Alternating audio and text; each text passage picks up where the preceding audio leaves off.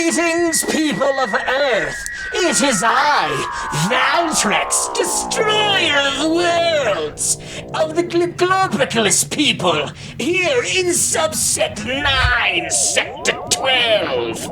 I am here to take your people and resources.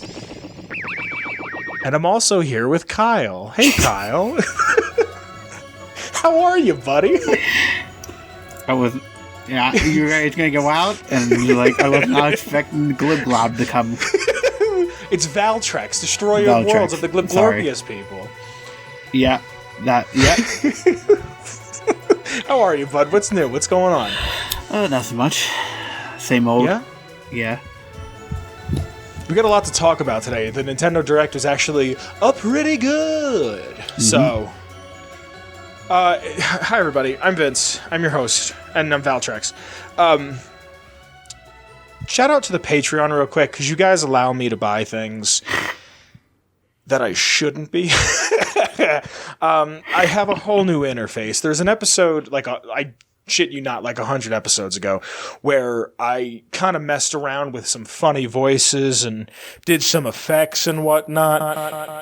Oh, that. Ooh.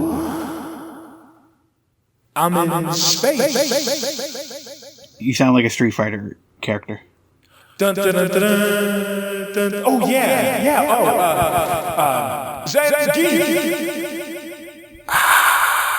Make like a dying noise.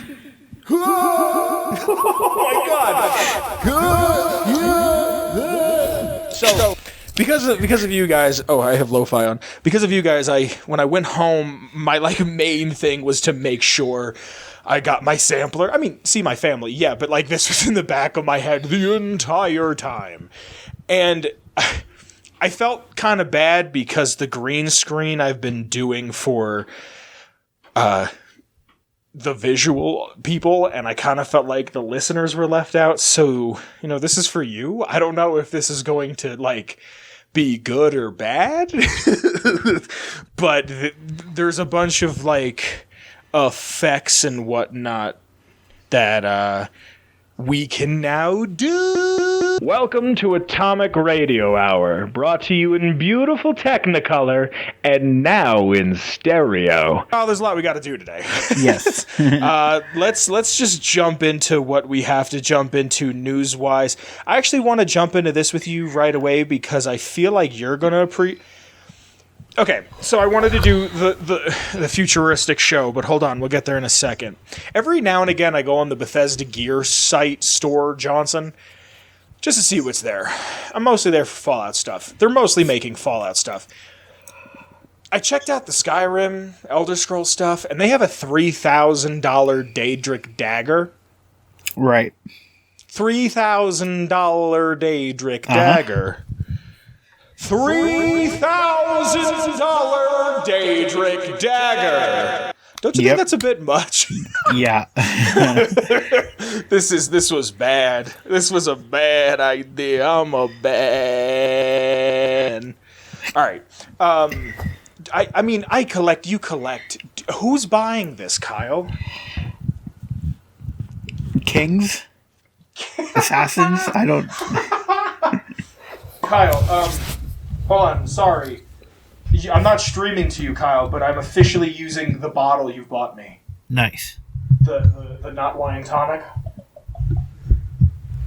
Yeah, I don't know who's buying this. Yeah, I don't remember how many are being made. I want to say it's 500, but that's too many still. That's a lot. Let's bring it up. It's not here. It's not here. Dude, it's not on the website. Did you really? Where? Yeah. It's on the main page. I'm looking at Elder Scrolls and I don't see it. I'm literally. I just went to Bethesda Gear and I saw it. The top tag is Elder Scrolls Daedric Dagger Replica, because it doesn't actually have a Daedra heart in it. This item is available for pre-order. Only 50. 50. So Kyle, real quick, I'm not a mathematician. It's actually a real sword. Well, I mean, I assumed as much. They're going to make 150,000. Exacting detail by Master Blacksmith Tony Swadden. Sword in the Stone. That's really cool. It's cool. It's just $3,000. No two will be identical, making each truly unique. Okay, hold on. I want to read this quick. This has 7 reviews. They're all 5-star. I'm going to be off screen for a second because I can't read without being in front of it. Give me a sec. It says, one incredible piece of art.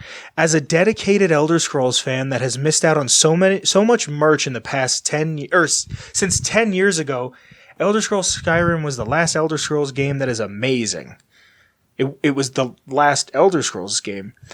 Okay. It's perfectly crafted and is one of the coolest pieces of video game merchandise ever created. Forced with the heart of a Daedra from the depths of oblivion. But my guy, this didn't come out yet. This guy's 31 to 40 year old. Very cool. I left a review, so I'm a reviewer now. Hopefully I get a product sample for free. This guy's smart. This dude's smart. All right. I thought it was too much money. We found, hey, Ben, if you like Fallout, my guy, hi. I doubt you're listening. That's a very funny comment. You know, I'm reviewing it too. Kyle, where'd you say it's from? Sword in the Stone? See, Sword in the Stone, nothing is... I look like the QVC guy selling swords at 4 a.m. It's cool. I think this is the guy that does all the video game swords on like Videos, YouTube. James? Dude, good for that guy. He's probably making like... Or maybe not. He's probably making like 800 a sword. He only has like it's one... Cool. Whatever. Kyle, I think he's part of the Man-at-Arms thing. I don't know. Kyle, how much have you ever paid for a collectible? That like I mean, not like don't like shell out like how much guap you got, but like I'm trying to think. The most I think I've really paid for anything on the shelf was I got the New Vegas Collector's Edition for like maybe $180, and honestly, that was like a deal. I'm going to say $150. Do you remember what it was? Oh, I think it was the Borderlands 3 one. Yeah, I was there when you got... See, I don't count the helmet. I don't count the T-51B. Just because, like... You know, a game is $60. The helmet's $140. You know what I mean? But also it was a collector's edition that I bought for value. Like, I bought the New Vegas Collector's Edition for like 3 times the regular base game. I bought it for like almost double of what the Collector's Edition came out as. Right. So, I mean, I'm looking at this shelf. See, that's what I like about my little collection is like all the stuff that I have is important to me. Uh-huh. You know what I mean? So like It's not super expensive stuff. Like I have the UK Fallout 3 Brotherhood of Steel statue, but I think I paid like $50. You know what I mean? I didn't pay that much, but that one means a lot to me because it's one I've always wanted. I don't know. It's just as a collector. If anybody out there likes the Elder Scrolls as much as I like Fallout, please tell me if this is something you would even consider. Because I really want that life-size Brotherhood of Steel Fallout 3 statue that was like a promo thing, that there's like a couple of them out there that were at like big GameStops and whatnot. And if I had the money, like just disposable income, I'd be willing to spend a grip. But like, I don't know, $3,000 on a fun sword. I mean, I don't know how much it is for a blacksmith to make something for you at high craft quality, so I couldn't say. But the thing with that is I'm expecting that you're paying mostly for craftsmanship. Yeah. Like, I'm not saying that the sword isn't a good sword, it's not a real sword, but like I feel like you're just paying more for, like, you could get your deck done and it costs you, say, $4,000 to get a brand new deck, or you could have a craftsman come in and pay $12,000 and have the greatest deck ever. I don't know. I don't know what I'm talking about. I'm just a guy with a microphone. Kyle. Yes. Speaking of collecting, I'm going to put a picture up real quick. I'll put on my Instagram a video. I'll probably put the video up. Did you know that you could go to Walmart and print off photos for 9 cents a photo? I think so, yeah. No one told me this, and my life was better before no one told me this. because I photoshopped pictures of MF Doom's mask onto famous people. So in my walkway, it's just JFK, Richard Nixon, Karl Marx, Willem Dafoe. Oh, Abe Lincoln's there, and Anthony Bourdain, all with Doom masks. And then the other night, I just sat in front of my computer putting on masks, because now the whole walkway is just going to be a giant Doom wall, because I don't know when to stop. I don't know when the joke isn't funny anymore, because it's hilarious to me. I'll spend $40 on photos and then go spend another $40 on frames because of how dumb this joke is to me. I have Marvin Gaye I got to print out, Adam Sandler, Steve from Minecraft. Who else? The Beastie Boys, Run DMC, Harlan Ellison. I should do SpongeBob. I have a Gambino one. I got I wanted to do people that I liked, people that inspired me, historic figures, and then also just what would be funniest. Kyle, you like to laugh? Yeah. Kyle, what's your favorite sci-fi show? My favorite sci-fi show? Yeah. I think you know what that is. Okay, what's your second favorite sci-fi show? Red Dwarf. Okay, what's your third favorite sci-fi show? Ooh. What's your favorite sci-fi show that's animated? I like that Simpsons ripoff. I genuinely thought you were going to say Rick and Morty. Futurama's back again for the third time. This is the show that will not stay dead, and I'm here for it completely. It, for those who don't know, was on Fox, got canceled, moved over to Adult Swim, then left Adult Swim to go to Comedy Central to get new episodes, had 3 movies, then had new episodes, then was canceled, did reruns on Comedy Central. Comedy Central lost that, it went back to Adult Swim, and now Hulu is making 20 new episodes. I hope this show it just never dies. Every 8 years we get you know how speaking of your favorite sci-fi, you know how there's that gap from the original Doctor Who? In the 80s? Yeah, there's that gap, and then it came back. I hope that's what Futurama becomes. Just this constantly we're still here, we're still doing it. I kind of hope they age everybody a little bit, because that's what they're doing with King of the Hill. Right. I don't know if you heard anything about that. But yeah.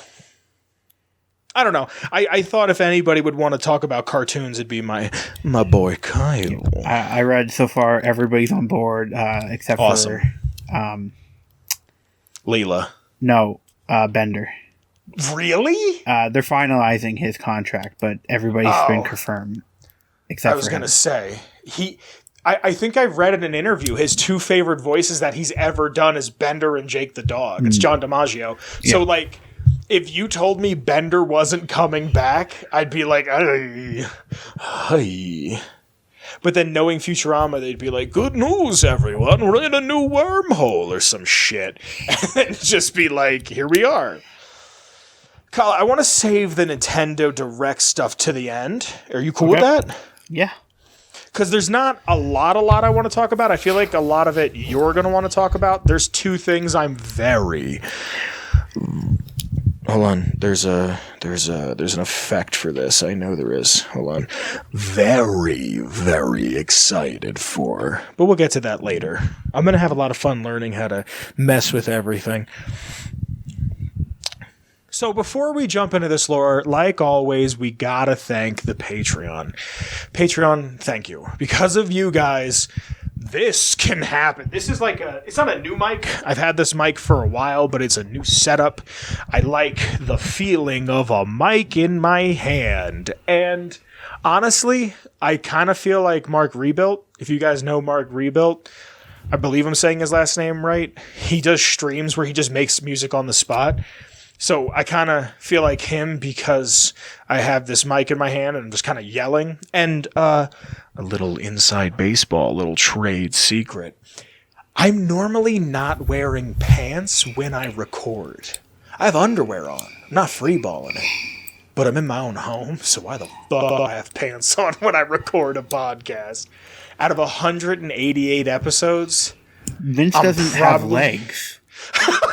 There's nothing there. I can't read. I don't have legs. What else? I'm Valtrex, destroyer of worlds from another planet. Drinking not wine. There's just a long slug Jabba the Hutt back end.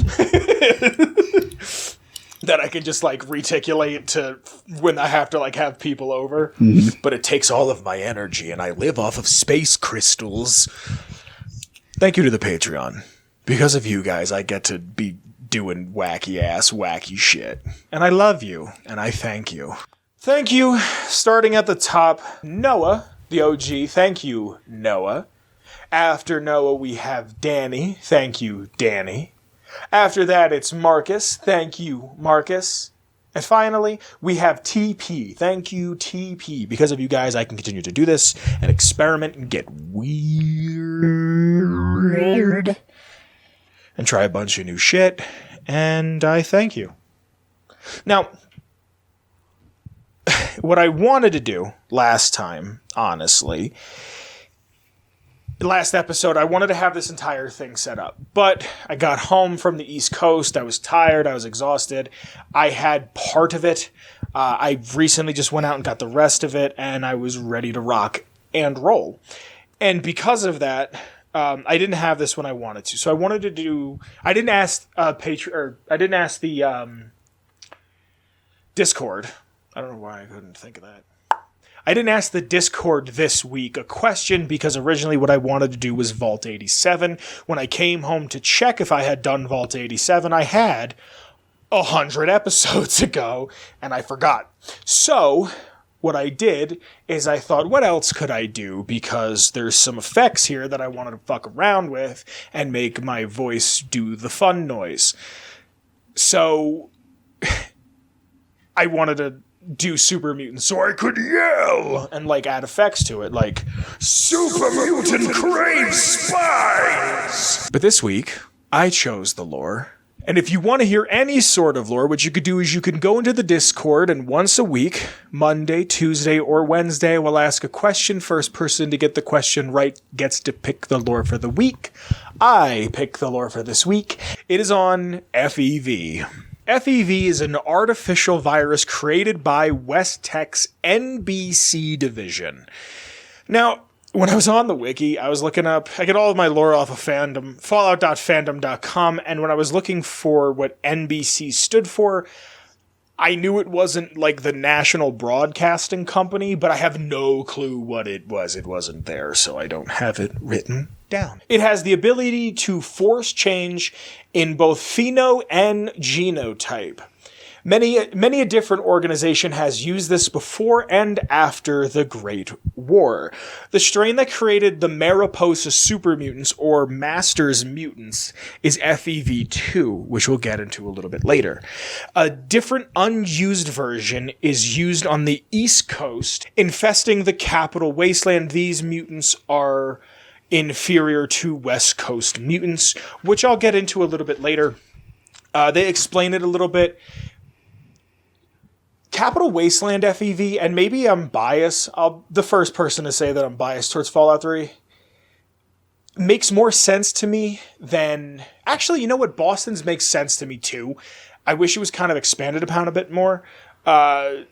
76 doesn't. 76 just doesn't. I refuse to believe 76's. It just seems like, hey, this is recognizable. But at least there's no jet, right? Other strains created Appalachian mutants and various other monsters in the state.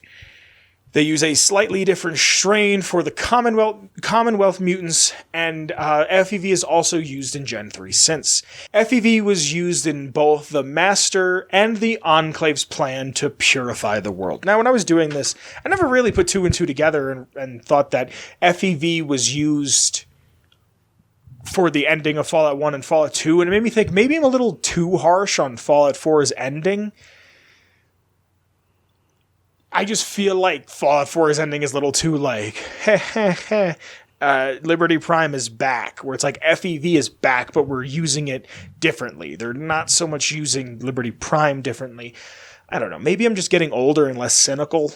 So the next part I want to read directly off the wiki because I wanted to make sure I got it right. And after I read pretty much all of it, it seemed like one of those things that I just kind of needed to have in front of me just to make sure that I was doing my due diligence and doing the article itself justice. This is Virology, directly off fallout.fandom.com. FEV is a megavirus with a protein sheath reinforced by ionized hydrogen.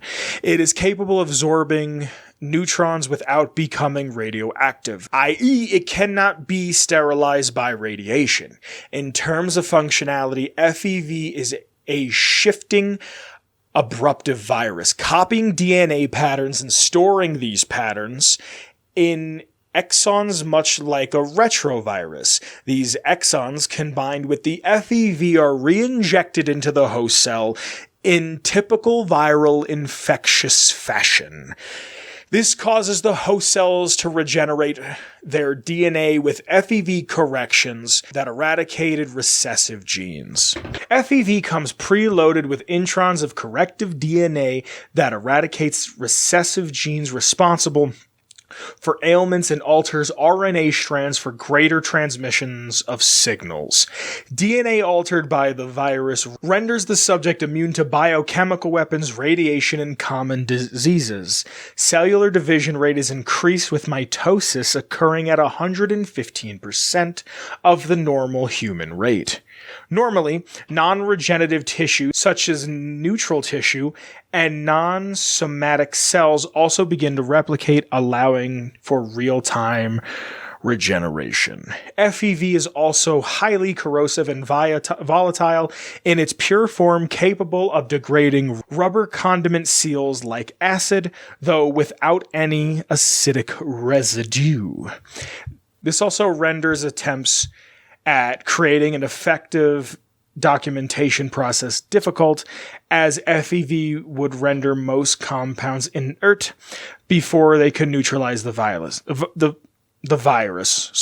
Eventually combining a booster with an antiviral compound created a neutralizing agent capable of rendering FEV inert while applied in significant quantities. Now that was just kind of like the base of how it gets pushed around and how it gets shared and what its effects are. So I really wanted to make sure I had that correct. I will be going back to my notes now. FEV relies on replicant DNA. It's unpredictable. What's so unpredictable about it is that you could throw anybody into it, and depending on their genes and their level of radiation, which I think I get into a little bit more later, you never really know what you're going to get. Centaurs are original centaurs. I don't know about East Coast, but West Coast centaurs are a mixture of like cats and dogs and people that were just kind of thrown into the vats of goo.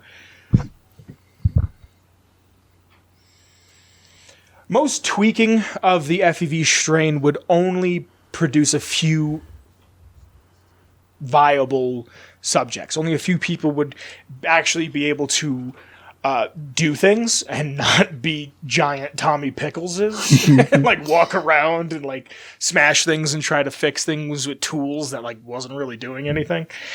Prolonged exposure to the virus can produce some amazing transformation, like super mutants and centaurs. Now centaurs are kind of broken and dumb and stupid and silly because they don't really work.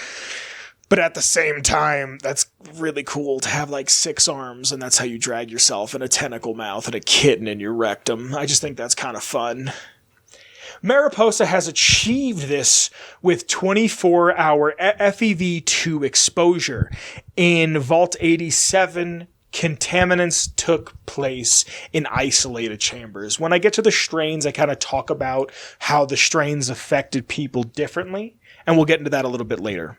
In Appalachia and the Institute, subjects were put into tubes, exposed, allowing transformation to become observed. So, you just kind of walked around Mariposa and you constantly had this, like, cancer, for lack of a better word, even though it wasn't cancerous as far as I know, being beamed into you, where in 3 it's like, tss, and then that's it. And then in Appalachia and in the Institute, which again, MIT, CIT, it makes sense a little bit to me. You're in a tube and kind of just, I think you get to see the super mutants just like chilling like this. Cool. Injections of FEV can be used to induce a variety of changes. Early in the days of the Unity, the Master would do this and later experimented with brain injections, and this then gave him psyker powers. Now, I don't have it written down here. There is a couple more things I want to read off the wiki, and I'll get into the psykers in some time. The Enclave would use FEV to greatly increase the intelligence of Deathclaws, and this was an overshot by a wide margin of what they wanted. I've talked about it on here before. There is that one. I want to talk about him. I can't remember his name. I should have wrote it down. He's a Deathclaw that's like sentient and not a moron and wears a cape. He kind of looks like Quasimodo from that old Disney movie. Quasimodo or the Hunchback, and he wears and he kind of sounds like Peter Lorre. He doesn't, I don't know.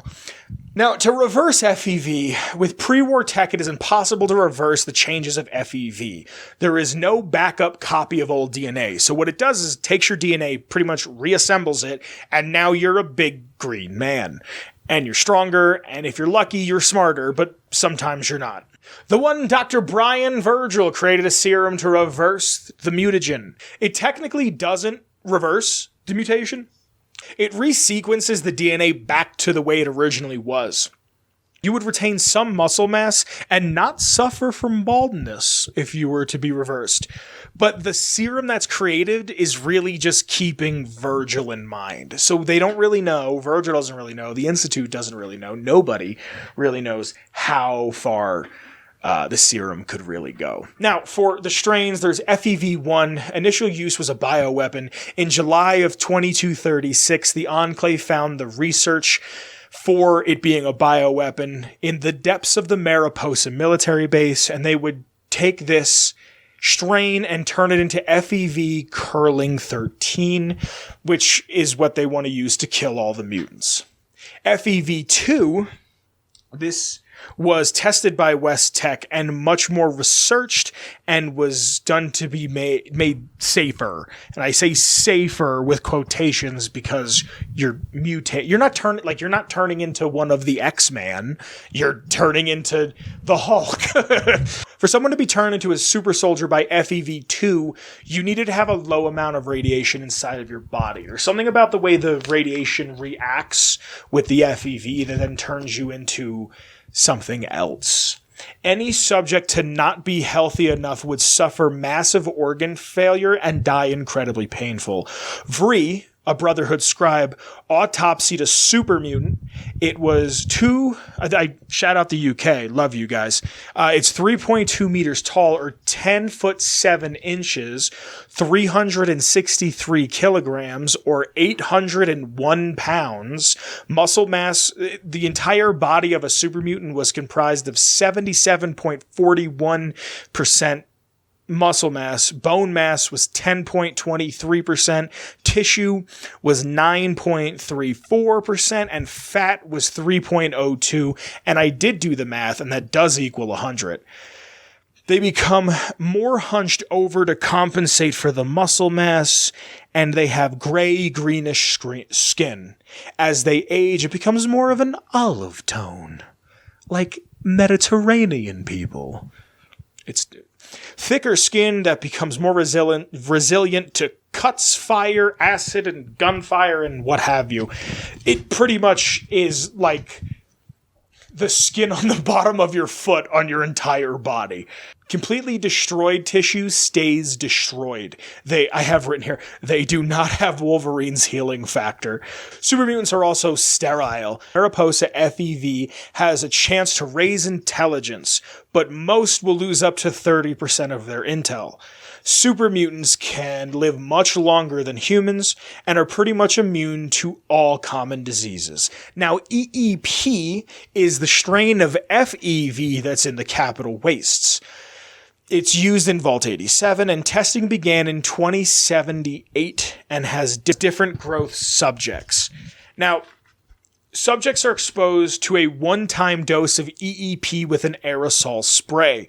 When you see those chambers in 87, what you're seeing pretty much is they would put them inside of this chamber or this vault, and they would go tss, tss, with this aerosol spray. And then it would just kind of mutate them. Changes would occur within 3 days, increased muscle mass, change in skeletal structure, atrophy of sexual characteristics. That includes hair. It's kind of why all super mutants look like androgynously male. They don't have breasts. They're eunuchs. I'm assuming that, like, their meat falls off or shrivels up or goes inside of them or something. Oh, I have a lot of questions all of a sudden.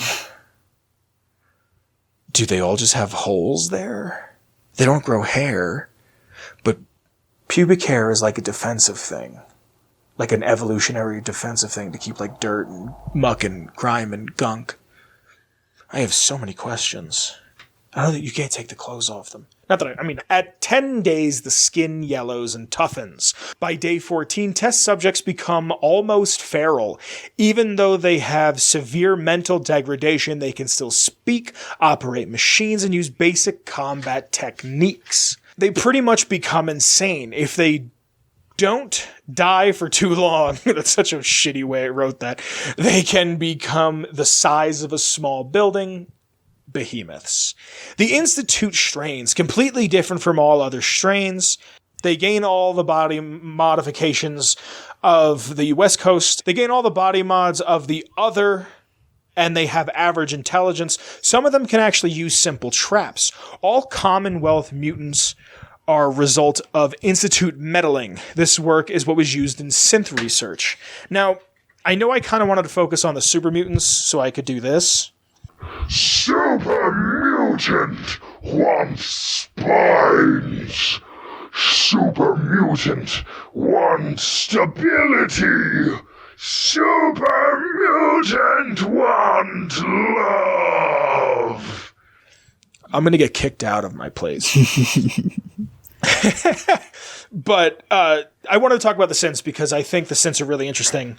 I wish, again, they would have been expounded upon more. I wish Fallout 4 had another 1.5 years of development. I know, I'm an old man who likes to bitch. Sean's pre-war DNA was mixed with heavily modified FEV, allowing them to create a generation of synths of various different sexes and races and body types. This research took place from 2178 to 2224. 49 years for the some Gen 3 synths don't even see themselves as humans because they don't need to drink or eat. And also they are not born, but they are built and then implanted with the fake memories and what have you. Then there's the Huntsville strain of Huntsville, West Virginia. In a West Tech lab in Huntsville, West Virginia, they contaminated the river with a special strain of FEV as an experiment. Similar to Mariposa and Institute mutants, increase muscle, they can build armor, they can build fortifications. These also can develop into the behemoths, much like in DC and Boston. It also kind of explains, and I'm going to get into a little bit now, but it also explains like the other monsters that you can find in Appalachia.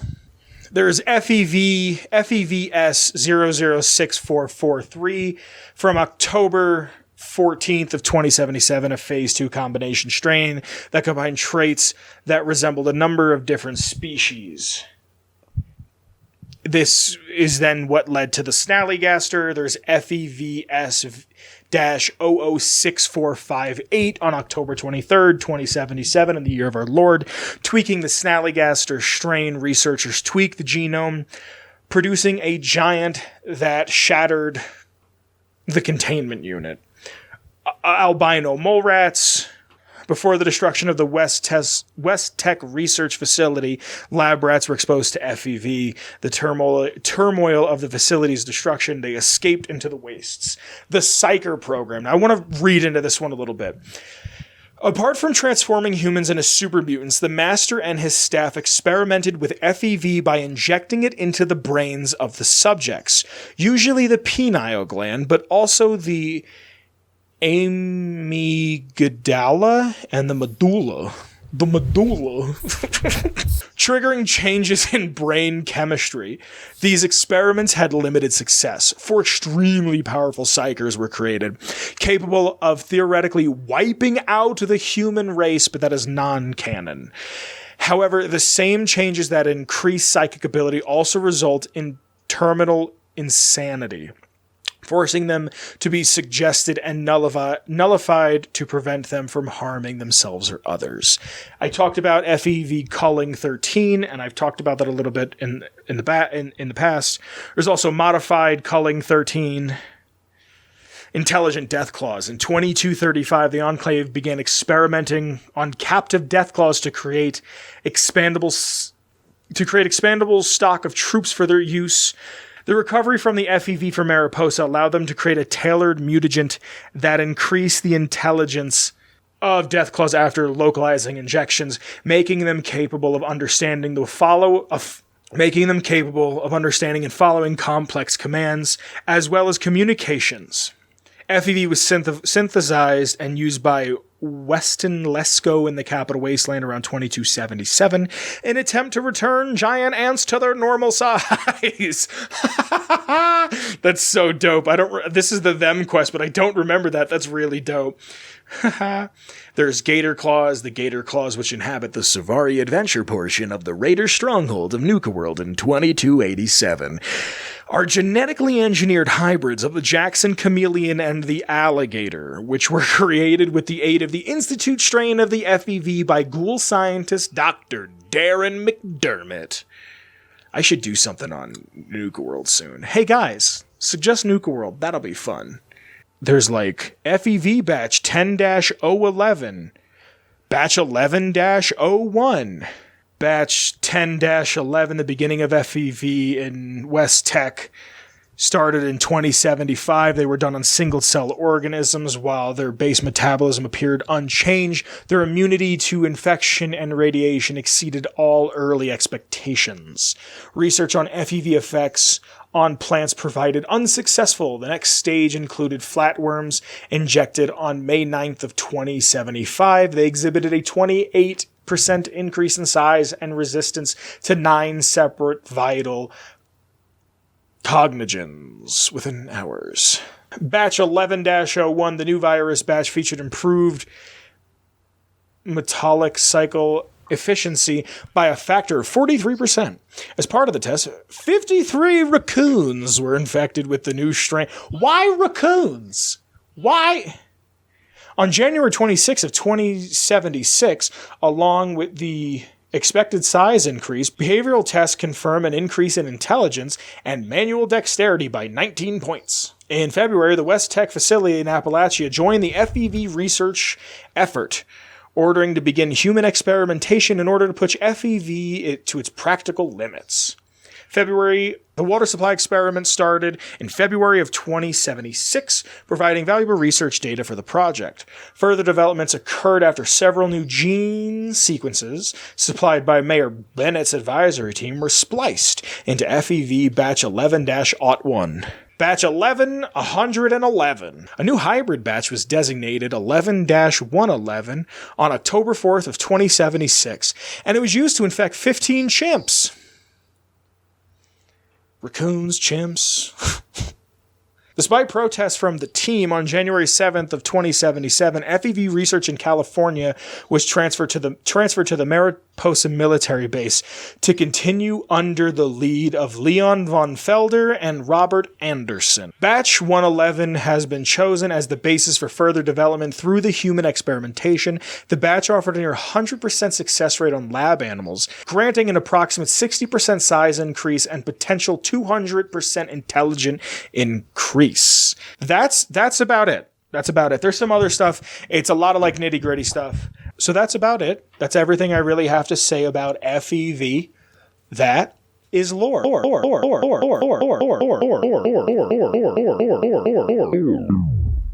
Hey, Kyle. Hello. I don't know if anybody at home knows this. I sometimes leave them in. They make me laugh. But when I mess up, I click. I go... Because it's easy to see, like on the audio waves. I can see that, and I know, okay, clip this here and move this, and it like helps me visualize things. When I went back home, this is like the first time I feel like I'm talking to you since I've been home, Kyle. I saw Heather, young Heather.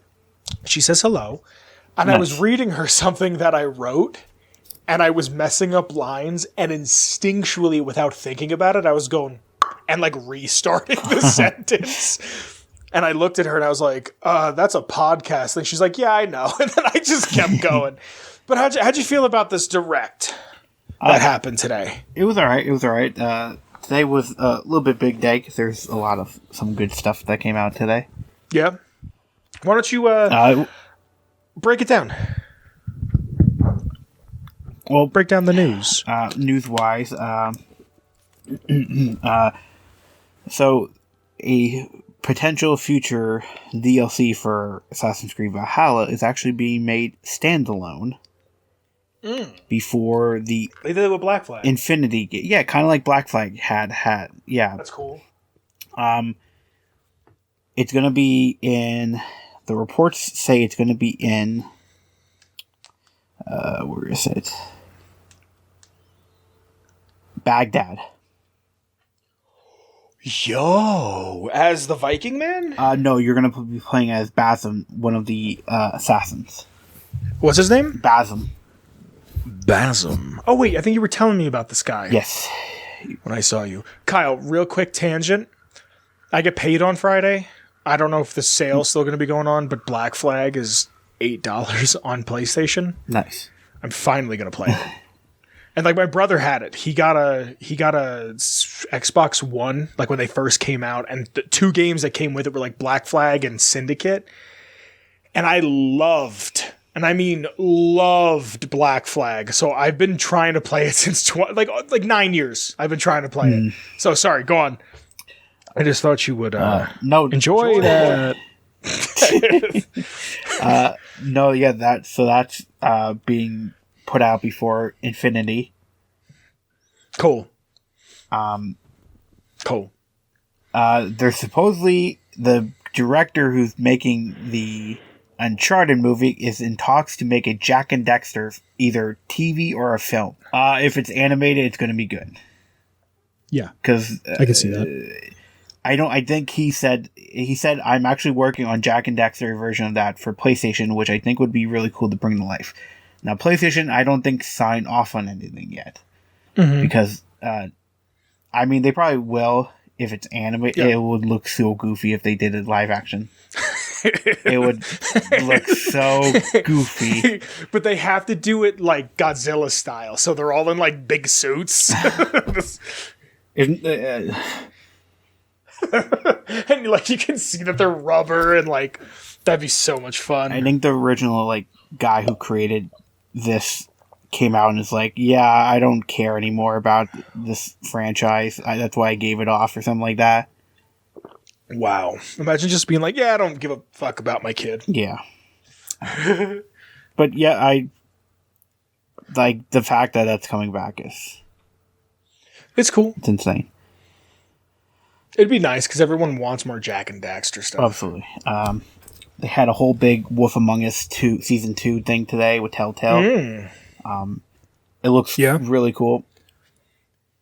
Cool. I think I didn't catch all of it, but the part I catch was like they're going to actually finish all the episodes before like releasing them, because Telltale back in the day never worked on one. Really? And then was working on the second one while the first one came out. No way. That's why it was always like sometimes it was like pushed back. Huh. But now they're going to played The Walking Dead. It. Good. Who owns Telltale? Telltale. Oh, they're just back? They're back. Yeah, it's a bunch of people who want to continue it and like not be greedy. Cool. And then Nintendo stuff today. Yeah, I'm excited for two games very much. Can we save those two for the end? Yeah. You know which two those are, right? I do. I'm just going to go through like interesting ones. No Man's Sky coming to Switch. Hold on, Kyle. Kyle, 1 second. Okay. John DiMaggio has tweeted about him coming back to Futurama. And also, Billy West has said the Ren and Stimpy show is returning. What? That's what Billy West said. John K. is rolling in his grave, and he's still alive. Sorry, go on. No Man's Sky, Switch. Yes. I laughed when that happened because I said, oh, the game that nobody's playing on the system that nobody's playing. What else? Hold on, I'm getting back up to it again. No Man's Sky. We got new Mario Strikers. I do want to play that. I like Mario Strikers. Mario Strikers. Mario Strikers, and then there was like the BASK one, right? Yeah, dude, when I was at work, so, okay, I have this, like, new job. I was saying it briefly, like, I said it during, like, the New Year thing. It's such a chill spot that, like, everybody that was, like, my age just stopped what they were doing to watch this. And we're, like, talking to each other as it happened. Someone described it as Rocket League with a mustache. But go on, sorry. Mario Strikers coming out in June. Yes. There's a Disney racing game. Yeah. Which I thought was funny that it was being shown. Oh, is it? Free to play cross-platform. That's genius. We should play that. We should. When is it out? Is it out? Summer. Cool. We should play that. I read a thing. Somebody tweeted that I followed that's like is in the Kingdom Hearts stuff like that. It's like this is why Aqua was stuck in the realm of darkness, and it's just a picture of Mickey in the car because he was racing the whole time. If I knew Kingdom Hearts, that'd be funny. Star Wars: The Force Unleashed, the Wii version, is coming to Switch. Yes. I actually made the joke when that came up. I was like, I'm so happy the Wii has become the console where I can get games that I didn't play 2 generations ago. I'm excited. I wish they'd make another one of those games because they were fun. Yeah. It's both of them? Huh? It's both of them? It's only the first one. But still, it had couch co-op. Yeah. That was like, when do you ever see like, here's a like The Simpsons Hit and Run was like, here's a normal single player game. We threw in a race mode. Have fun with your friends. I think Force Unleashed, or it was the other one. I think that was like the first Steelbook game I bought. That came with like extra stuff. Really? Yeah. Cool. Next is my favorite. I already pre-ordered it. The Ezio collection is coming. I thought of you instantly. This was announced a while ago. Happened. So really? It's coming out this month. So. Did you get the special collector's edition with the 9-foot statue? I would, but they didn't have any. Okay. There's a Gundam game where it's like small Gundams. I remember watching a show about. I think that's like G Gundam. Some of you guys might remember I went through like a small Gundam phase. Like I was streaming in the Discord that like Olive and I were building Gundams. So whenever I see them, I get excited, but I don't know anything about them. But it looks cool. That mech game. Do you have that mech game written down? Someone that I work with was freaking out when this mech game was shown. They're like, "Oh my god, it's a remake of a PS1 game." Front Mission? PS1. I don't know. I think it might have been Front Mission. Maybe. I don't remember. Chrono Cross Remastered's coming. How do you feel? I never played them. I would like to do them. Then we got Kirby stuff. And Kirby car. Apocalyptic open world Kirby game, baby. Oh my god, am I excited for that. They have pictures of Mouthful Mode, which is Kirby as a car, Kirby as a vending machine, Kirby as a cone, VLC Kirby, Kirby as a light bulb. Oh God, I want a Kirby as a car toy. I'm sitting there watching it going, I'm excited for a Nintendo game in 2022. I'm going to put dude, you can like upgrade your powers. I'm going to put a stupid amount of time into this game. Yeah. Like in a stupid amount. I've been wanting to play a traditional Kirby game for such a long time. They were all like these cutesy kid games. I want to play like Lost in Dreamland or Squeak Squad, like something like, doesn't have to be 2D. It's a plus, but it doesn't have to be. But like, oh my God. Clonia? I can't say this name, but I have the PS2 second game. Klonoa. Klonoa, yes. I have it's both of them, but I heard that they're also coming to PlayStation and stuff like that, but like I was excited because people love Klonoa. Yeah. Cult something classic that I wasn't expecting, and I will probably buy both Portals. Yeah. I want to get it if it's not $60. It probably won't be, but yeah. If it's cheap and it's physical. That's my thing. And next hold on, is this the big one? This is one of the big ones, yeah. Is this Yeah. Okay, hold on. You ready? Yeah. You ready?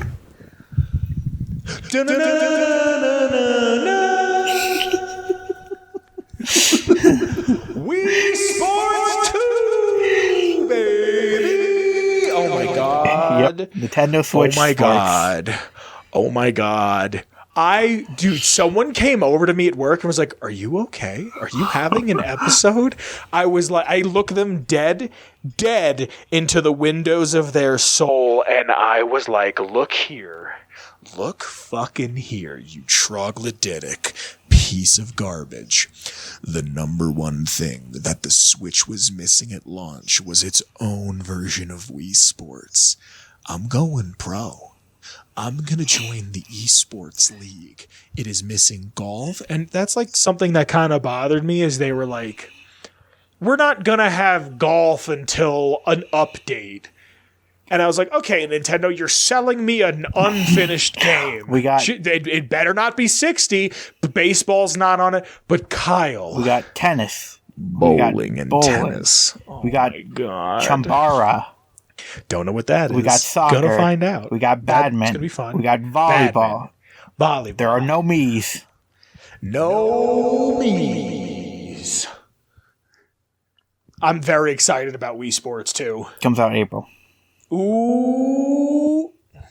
Very excited. I think that's like everything that they announced. Yeah, golf will be added as a free update.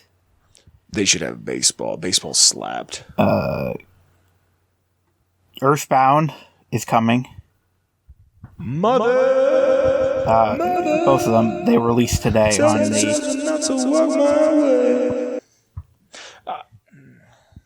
Released today. I'm okay. I always wanted to try them out. You know, how big... Go ahead. And then we got Mario Kart 8 paid DLC courses. Dude, I was going off when they announced this. I was like, really? Mario Kart 8 paid? And I was like, listen to how proud they are. Paid DLC. And someone looks at me and they're like, you're such an old man. And I go, I look at Nintendo the way I look at my cousin that's a heroin addict. I look at them and I'm like, I love you. I love you, and you used to be the man, and now you're this, and I'm disappointed. And they're just kind of like, the guy looks at me laughing, he's like, bro, it's a corporation. I go, I get it's a corporation, but I want that feeling again of Christmas morn, and I open up my presents, and there it is. A brand new black Nintendo GameCube with Billy Hatcher and a couple other games, Sonic Adventure 2 and I think DX, and just playing Billy Hatcher on Christmas all day long. Like, I want that feeling again from Nintendo. Yeah, somebody was saying like, oh, Super Mario 9 is dead. Now we got Super Mario 8. Well, I mean, dude, this is the same company that was like, every single Mario Kart is on a console, except this one. This one's on the DS and back to console. Yeah. Ow. And last, Xenoblade Chronicles 3. Yep. That's it. Thanks for joining us today. If you like the show, if you like the intro music, it's by Shane Ivers. You can get his music at silvermansounds.com/free music, where you can get Feather Duster, our theme song, and a slew of other stuff. Join the Discord if you want to hear any sort of lore. Per usual, I will ask a question. First person to get it right gets to pick the lore.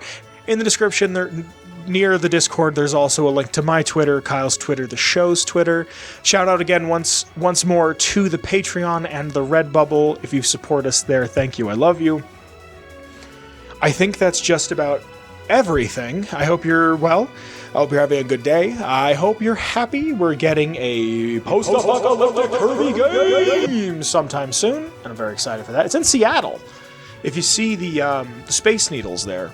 Kyle, I'm very tired. I didn't get a lot of sleep last night, and I've been working extra hours. Galaxy I think our friend needs to... Our alien friend needs to sign off. Oh, dude, people are sleeping. This is a working class town. Have a whisper. Wait, hold on. How did I do it? Okay, hold on. How did I? Let me just give me a second to fix it. Let me just. I think this was there. My voice needs to be higher. Goodbye. It was I, VALTREX, destroyer of worlds, with the Glorpikins. Bye, everyone. Be safe and tip your waiters. I can't have two effects on at once. Bye, everybody. Be safe.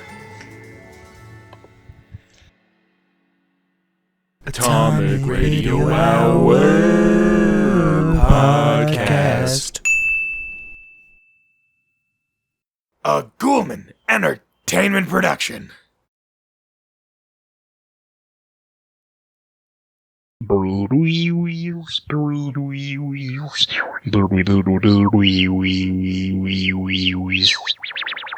tits, big